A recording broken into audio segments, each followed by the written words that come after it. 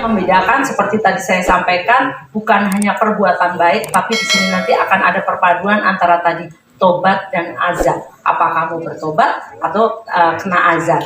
Nah itu jadi bukan hanya tukang-tukangan. Itu yang pertama. Satu, yang kedua adalah nanti lokasi syutingnya betul-betul real ya Mbak Sonia ya. Lokasi syutingnya betul-betul real.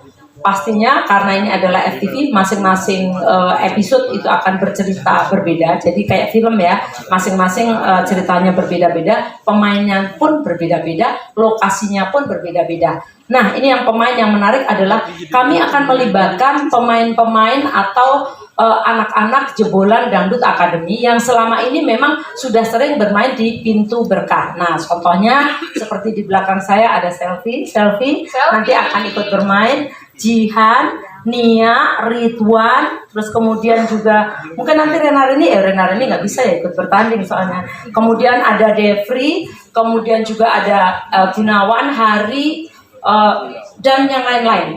Meli, Rara pastinya, terus kemudian Putri, semuanya akan ikut bermain dan masing-masing nanti akan ada cerita-cerita tersendiri yang kita sesuaikan dengan karakter masing-masing. Nah, kita harapkan dengan Pintu Berkah spesial Ramadan ini selain ceritanya menarik dan bagus, juga akan memberikan kesempatan anak-anak ini untuk membuktikan diri di acting ya, dunia acting. Nah mungkin Ustadz Somit nanti bisa jadi Ustadz loh, Ustadz di Pintu Berkah ya, Ustadz ya, gitu. Kita cobaan yang banyak. Cobaannya banyak. Nanti azab atau tobat gitu Ustadz ya. Tapi azab dan tobat juga bukan menjadi di setiap cerita. Tidak di setiap cerita. Banget ya, nggak bisa ditebak karena banyak yang kita masukkan ya.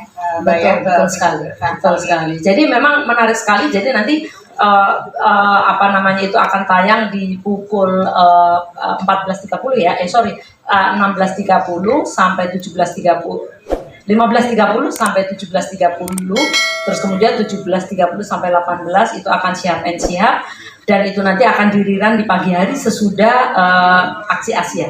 Jadi dengan demikian maka deretan program-program di Indonesia semuanya nanti memang deretan program-program yang penuh makna dan penuh berkah meskipun balutannya adalah balutan hiburan. Kira-kira begitu. Aku pengen tanya deh mau Bu Sonia ini sebelum kita lanjut ke berikutnya. Ibu tadi kan katanya dari DA bisa main juga gitu kan, dari Ustaz Salman juga tutupnya ke sini ya. Gak mau presenter news gitu Bu ya. Mungkin gimana Bu presenter news Bu? Kayaknya boleh loh Mbak sesekali. Iya, kalian dengar? Kalian 3 hari. Nanti kalian katanya mau masuk Magic 5 kan Bu? Iya. Magic 5 tapi ikut audisi ya. Boleh ya Bu, casting diperbolehkan. Baik, kita lanjut ke Bu Sonia Bu. Tapi memang seperti tadi kita bilang Pintu Berkah ini nampaknya udah punya karakter sendiri di hati masyarakat. Yang bedain Pintu Berkah reguler sama Ramadan kali ini apa kira-kira Bu Sonia? Oke, yang bedakan adalah kalau reguler kayak tadi Mbak Sri bilang lebih banyak ke from zero to hero ya.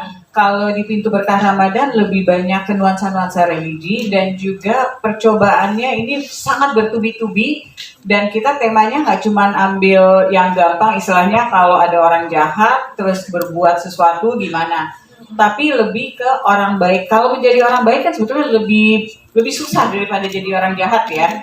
Nah tapi di Pintu Berkah Ramadan ini kita akan benar kasih dia cobaan dan kita buat real bahwa sebagai manusia kita akan bertahan atau enggak ya, atau kan lebih gampang kita capek terus kita ambil jalan pintas. Kalau kita ambil jalan pintas apa yang terjadi? Jadi kita ngambil cara untuk how to tell the story-nya lebih real supaya lebih kena ke hati audiens. Jadi nggak kayak tonton sesuatu, ini nggak mungkin, tapi bisa, ini bisa terjadi loh ke saya.